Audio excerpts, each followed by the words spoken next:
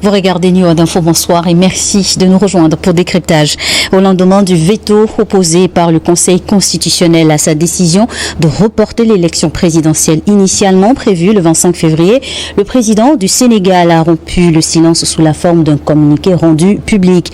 M. Macky Sall, je cite, entend faire pleinement exécuter la décision du Conseil constitutionnel et mènera sans tarder les consultations nécessaires pour l'organisation de l'élection présidentielle dans les meilleurs délais, disait le texte. Cependant, la question qui se pose, à quand la prochaine élection présidentielle dans le pays? Mamadou Diouf, bonsoir et merci d'avoir accepté notre invitation.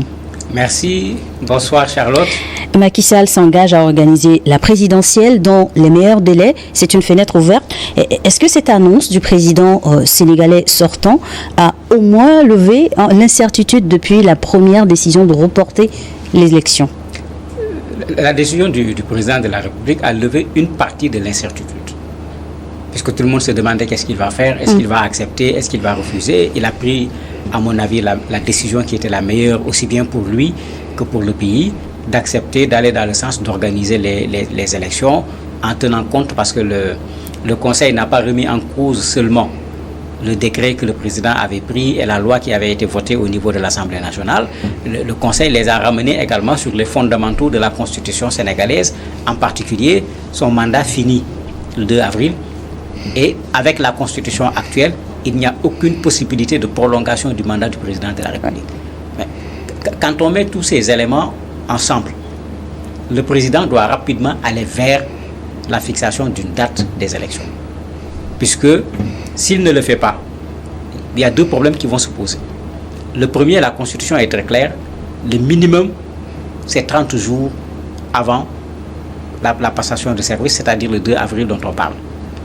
Mais ça veut dire qu'actuellement, nous sommes encore dans le mois de février. Malheureusement, on a déjà consommé plus de la moitié du mois de février. C'est le moment de commencer la campagne électorale. Ce qui permettrait, parce que c'est la date un peu que les experts électoraux, les constitutionnalistes, tout le monde s'accorde au Sénégal pratiquement aujourd'hui sur la date du 3 mars.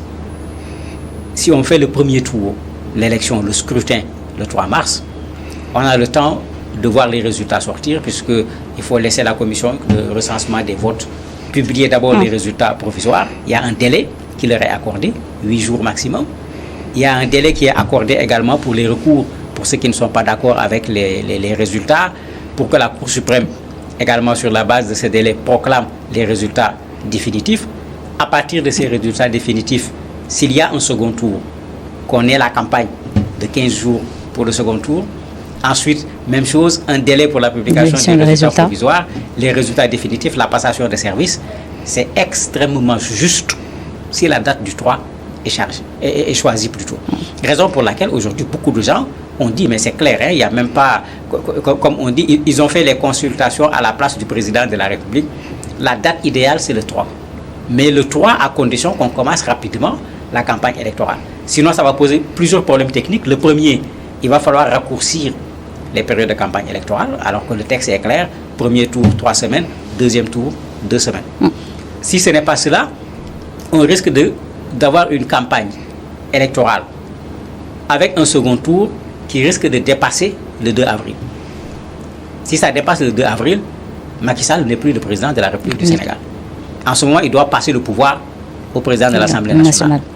Il y a vacance de pouvoir, mais qu'est-ce qu'on fait s'il y a vacance de pouvoir? Est-ce qu'on continue le processus électoral ou bien est-ce qu'on constate qu'il y a une nouvelle donne qui est là et on recommence le processus électoral? Je crois qu'on n'a pas besoin de rentrer encore dans des confusions à ne pas finir. Ce que les gens ont argumenté et dit est très clair.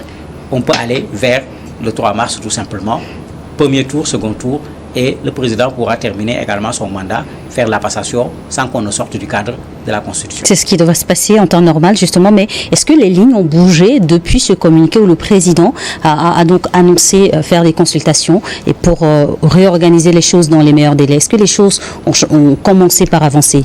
On peut dire que les lignes ont bougé puisque le président a reçu des gens dans ce cadre-là. Mais les gens trouvent que c'est lent parce qu'il y a un problème de timing qui se pose. D'ailleurs, sur les 20 candidats qui sont concernés par l'élection présidentielle qui avait été validée par le Conseil constitutionnel, les 15 ont fait un communiqué hier en demandant à ce que le président fasse rapidement ce qu'il faut faire, pour éviter effectivement que le temps devienne après un problème, puisque le Conseil constitutionnel a dit clairement qu'on ne peut pas faire techniquement les élections le 25 février. C'est pour dire, faites l'arrangement rapidement. Le meilleur délai, c'est ça. C'est de faire l'arrangement rapidement pour qu'on soit dans le bon timing. Donc les 15 réclament aujourd'hui qu'on aille vers la fixation d'une date, et eux, comme d'autres, considèrent que la meilleure date, c'est la date du 3 mars. Maintenant, il y en a 5 qui ne sont pas dedans. C'est Amadouba, le candidat du pouvoir. C'est Idriss Seck qu'on n'a même plus entendu. On ne sait plus où se trouve ce monsieur-là, ou qu'est-ce qu'il est en train de manigancer pendant toute cette période de silence. Il y a Mohamed Boun Abdallah Dionne qui était d'accord avec le dialogue politique du président de la République en pensant qu'il pourrait remplacer éventuellement Amadouba. Il y a Rose Wardini qui n'a pas signé, qui est dans une situation difficile avec cette question de nationalité multiple. Il y a Boubacar Camara. À part cela, tous les autres candidats sont d'accord pour que le président bouge, et le communiqué effectivement vise à ce que le président bouge rapidement pour qu'on ne soit pas coincé par le temps et qu'on crée encore une autre situation où il va falloir aller saisir le Conseil constitutionnel pour voir qu'est-ce qu'on va faire. Justement, le Conseil constitutionnel avait validé en janvier dernier 20 candidatures pour la nouvelle date pour les élections. Est-ce qu'il y aura un changement? Est-ce que les 20 candidats seront toujours en liste, ou il y aura... Sur le principe, les 20 candidats seront en liste.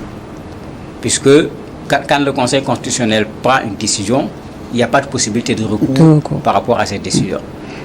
Parce que c'est ce que je me rappelle, quand certains candidats avaient été invalidés avec les parrainages, il y en a une quarantaine qui étaient allés voir le président de la République, bon, pas tous en même temps, mais une délégation représentant cette quarantaine de candidats, qui négociaient en quelque sorte un report ou un recommencement des élections.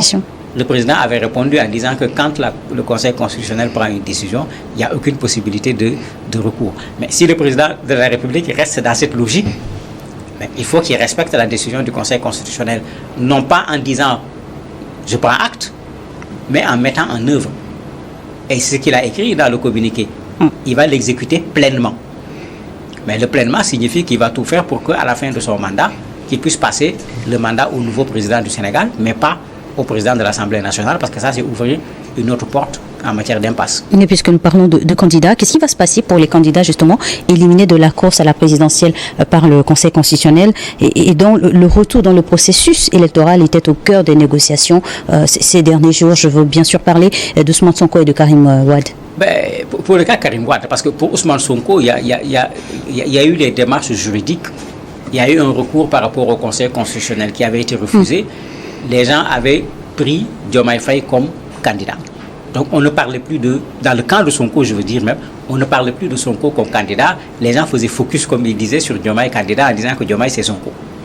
Là où il y a eu problème, c'est le PDS qui tenait à ce que son candidat, Karim Wade, soit sur la liste, qui a manigancé ce qui s'est passé au niveau de l'Assemblée nationale. Et curieusement, le PDS a été soutenu par le parti au pouvoir. De sorte que les gens se disaient qu'il y a plusieurs cas de figure. Premier cas de figure, il y a eu ce dialogue qu'une bonne partie de l'opposition, en particulier Yewwi Askan Wi, avait boycotté en considérant que c'était un deal. Les gens considèrent que dans les conclusions officielles, on sait ce qui a été dit, mais les gens disent qu'il y a eu des conclusions officieuses, et dans les conclusions officieuses, Karim Wade devait être candidat. Au finish, Karim Wade n'est pas candidat. Donc, comment faire pour reprendre le processus pour que Karim Wade soit candidat? C'est ce que le PDS a essayé de faire, et cela a été arrêté par le Conseil constitutionnel.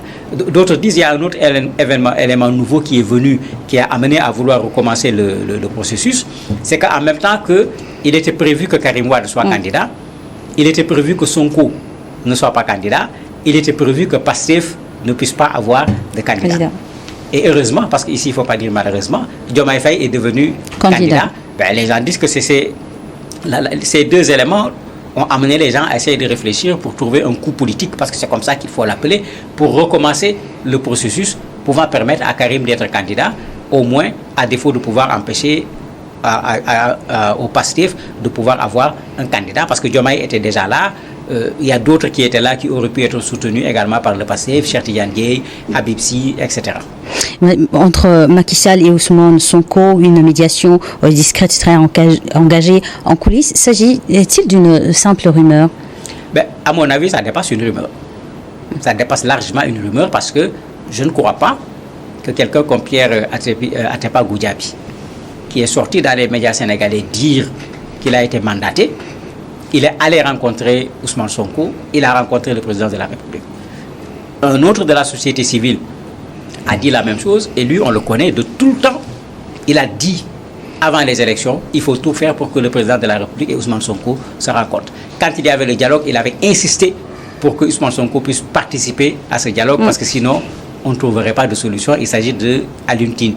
Bon, ce ne sont quand même pas des gens qui peuvent se lever comme ça et puis s'aventurer à dire qu'il y a quelque chose alors qu'il n'y a rien. Nous ne savons pas il y a quoi exactement. Ça, il faut le dire clairement. Mais de quoi les deux hommes pourraient-ils parler dans ce climat, dans ce contexte de climat tendu? Non, ils ne peuvent pas se permettre de parler, parce que quand ils parlent, ils engagent Sonko, ils engagent le président de la République. Ils ne peuvent pas se permettre de parler, de les engager sans les avoir rencontrés. Et s'ils les ont rencontrés, ils ont certainement trouvé au moins une petite plage où il est possible de trouver une solution. La deuxième chose, qui est un effet qui est là, qui est concret, des centaines de prisonniers politiques sont en train d'être libérés. Des prisonniers pour qui leur avocat parfois a déposé 5 fois une liberté provisoire. Et on leur a refusé la liberté provisoire. Ces gens sont libérés aujourd'hui à flot. Certains Sénégalais qui étaient exilés sont revenus. Et ils ont pris la parole devant les médias, devant tout le monde, au vu et au su de tout le monde. Ce qui se passe est l'impression qu'on a. On n'a pas la preuve. Très certainement, Sonko n'a pas envie de faire ce que les leaders politiques font d'habitude, c'est-à-dire sortir de prison et les autres restent dedans. Pour rappeler ce que Gbagbo avait dit à Ouattara, comme le chef de bande est dehors, il faut que les autres de la bande également soient dehors. C'est comme s'il y a une négociation et peut-être que Sonko exige qu'on libère l'ensemble de ces personnes avant lui-même qu'il soit libéré et qu'il n'accepte qu'il y ait possiblement des négociations. Maintenant, sur ce plan, quand vous prenez les membres même du PASTEF, vous avez certains qui disent oui, il peut y avoir une négociation, vous avez d'autres qui disent jamais. Mais généralement, quand la crise est comme ça, les négociations, comme on le sait au Sénégal, on appelle ça les protocoles de minuit. On ne fait pas la négociation sous le soleil, on fait la négociation